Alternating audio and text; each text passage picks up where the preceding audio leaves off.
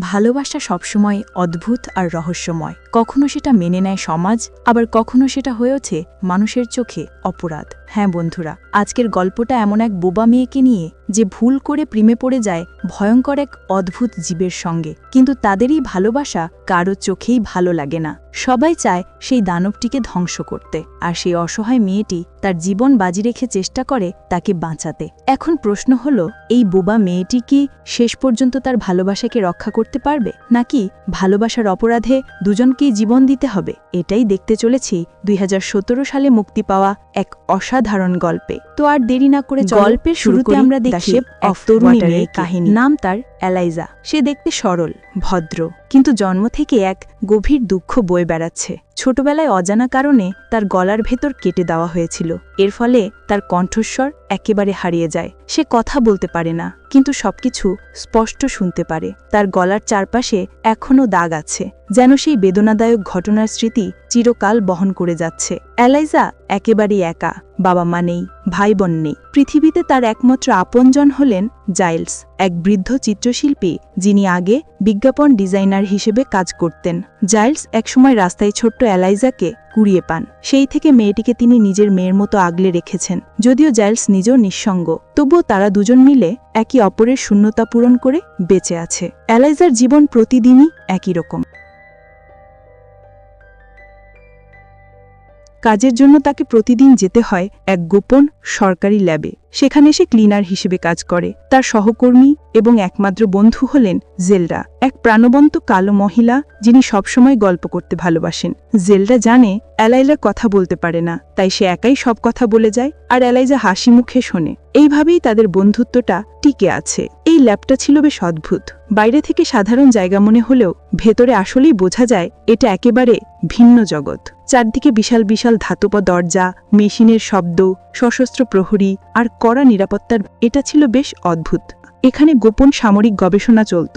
ELISA আর জেলডার কাজ ছিল এই জায়গাটা পরিষ্কার রাখা। যদিও তারা জানত এখানে এমন কিছু হচ্ছে যা সবার চোখের আড়ালে, তবুও ওদের হাতে ছিল কোনো ক্ষমতা, তাই নীরবে কাজ করাই ছিল একমাত্র দায়িত্ব। একদিন ভোরে ল্যাবে এলো এক নতুন খবর। বলা হলো আজ এখানে আসবে এক গোপন প্রজেক্ট। সবাইকে সতর্ক থাকতে হবে, কারণ এর নিরাপত্তার দায়িত্ব থাকবেন এক কঠোর অফিসার রিচার্ড স্ট্রিকল্যান্ড। হঠাৎ করে বিশাল শব্দে ভেতরে ঢুকে এক ধাতব ট্যাঙ্ক। তার চারপাশে প্রহরীরা ঘিরে আছে, আর স্ট্রিকল্যান্ড গম্ভীর মুখে হাঁটছে সামনে। ট্যাঙ্কটা ছিল পানি ভর্তি। ভেতরে কিছু একটা নড়ছিল, কিন্তু সেটা ঠিক মানুষও নয়, আবার পুরোপুরি প্রাণীও নয়। ধীরে ধীরে ট্যাঙ্কের ভেতর দেখা যায় এক ভয়ঙ্কর অথচ রহস্যময় সত্তা। তার দেখতে মানুষ, আধা জলজ প্রাণীর মতো। তার শরীর সবুজভ আশে ঢাকা, হাতে পায়ে ঝিল্লি, আর চোখ দুটি জলজল করছিল পানির ভেতরে। স্ট্রিকল্যান্ড জানান এই প্রাণীটিকে তারা আমাজনের গভীর জঙ্গল থেকে ধরে এনেছে। ওখানকার মানুষরা একে নদীর দেবতা মনে করে পুজো করত।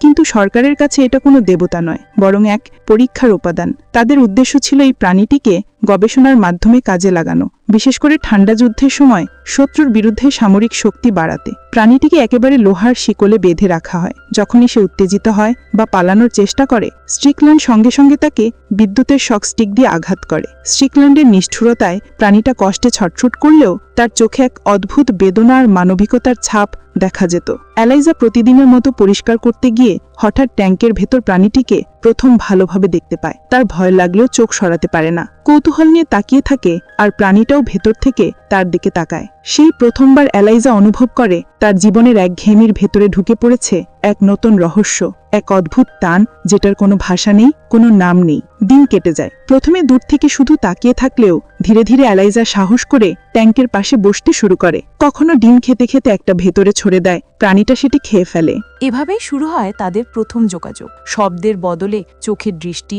হাতের ইশারা আর নীরবতার ভেতরে লুকানো এক অদ্ভুত বোঝাপড়া। প্রথমবার এলাইজা যখন ট্যাঙ্কের পাশে বসে প্রাণীটির দিকে ডিম ছুড়ে দিয়েছিল, তখন সে একেবারেই কল্পনা করেনি যে এর পরিণাম এত গভীরে গিয়ে পৌঁছাবে। প্রাণীটি যখন শান্তভাবে ডিমটা খেয়ে নিল, তখন তার চোখে কেমন যেন কোমল একটা ঝিলিক দেখা গেল। এলাইজার বুকের ভেতর কেঁপে ওঠে। এটা কোনো দানব নয়, বরং ভিন্ন এক প্রাণ, যে তার একা একাকিত্বের মতোই নিঃসঙ্গ। এরপর থেকে প্রতিদিন কাজ শেষে এলাইজা এক চিমটে সময় খুঁজে বের করে ট্যাঙ্কের কাছে চলে আসে। প্রথমে সে শুধু তাকিয়ে থাকত, তারপর ধীরে ধীরে হাতের ইশারায় কিছু বোঝানোর চেষ্টা করে। আশ্চর্যভাবে প্রাণীটি তার ইশারাগুলো বুঝতে শুরু করে, যেন তাদের মধ্যে শব্দ ছাড়াই তৈরি হয়ে গেল এক বিশেষ ভাষা।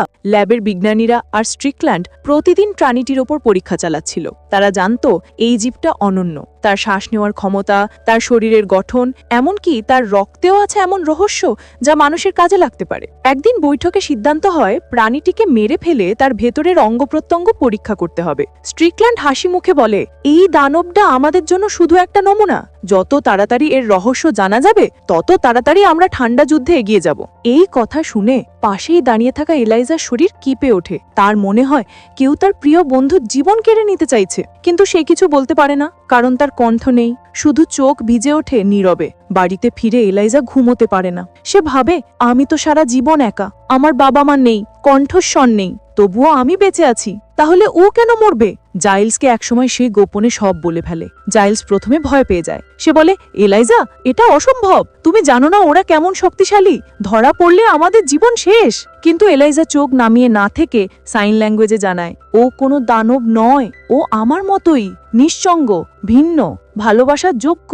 জাইলস চুপ করে যায়, তার হৃদয় কেঁপে ওঠে। এই সাহসী মেয়েটির কথা শুনে প্রাণীটির সঙ্গে এলাইজার নীরব যোগাযোগ এখন আরো গভীর হয়ে গেছে। তারা হাতের ইশারায় কথা বলে, খাবার শেয়ার করে, গান শুনে। কখনো এলাইজা নিজের আঙুল ট্যাঙ্কের কাছে রাখে আর প্রাণীটি ভেতর থেকে তার আঙুল স্পর্শ করে। এমন এক অদ্ভুত মুহূর্তে এলাইজা অনুভব করে তার বুকের ভেতর ভিন্ন রকম অনুভূতি জন্ম নিচ্ছে। এটা আর শুধু কৌতূহল নয়, নাই বা শুধু বন্ধুত্ব, এটা ছিল ভালোবাসা। এদিকে স্ট্রিকল্যান্ড দিন দিন আরও নিষ্ঠুর হয়ে উঠছে। প্রাণীটিকে বেগলি রেখে সে বিদ্যুতের শক দেয়, মারধর করে, এমনকি ভয়ানকভাবে চিৎকার করে। সেই মনে করত ভয় দেখিয়ে দমন করা যায়, কিন্তু প্রাণীটির প্রতিবারের বেদনা দেখে এলাইজার ভেতরে আগুন জ্বলে ওঠে। সে জানে যদি কিছু না করা হয় তাহলে কয়েকদিনের মধ্যেই ওকে মেরে ফেলা হবে। অবশেষে এলাইজার মাথায় আসে এক বিপজ্জনক চিন্তা, প্রাণীটিকে এখান থেকে পালাতে সাহায্য করতে হবে। সেই ঠিক করে একদিন যখন বৃষ্টি হবে তখন গোপনে প্রাণীটিকে ল্যাব থেকে বের করে নিয়ে যাবে, কারণ বৃষ্টির সময় চারপাশ ভিজে যায়, নিরাপত্তা ফাঁক হয় আর বাইরে বের করা সহজ হবে। এই পরিকল্পনা শোনার পর জাইলস আবারও ভয় পায়, কিন্তু এলাইজা দৃঢ় কণ্ঠে সাইন ল্যাঙ্গুয়েজে জানায়, আমি যদি কিছু না করি তাহলে ও মারা যাবে, আমি ওকে বাঁচাবো। জাইলস ধীরে ধীরে রাজি হয়ে যায় তাকে সাহায্য করতে। পাশাপাশি এলাইজা তার বন্ধু জেলডাকেও সত্যি কথা বলে ফেলে। জেলডা প্রথমে অবাক হলেও বন্ধুর জন্য গোপনে সহযোগিতা করতে রাজি হয়। এরপর এলাইজা কয়েকদিন ধরে ল্যাবের ভেতরের নিরাপত্তা খেয়াল করতে থাকে, কোন সময় গার্ডরা আসে, কোন দরজা খোলা থাকে, ট্যাঙ্ক কখন পরিষ্কার করা হয়, কোথায় ক্যামেরা আছে, সবকিছু নোট করে ফেলে। একেবারে নিখুঁত একটা মানচিত্র তৈরি করে মাথার ভেতরে।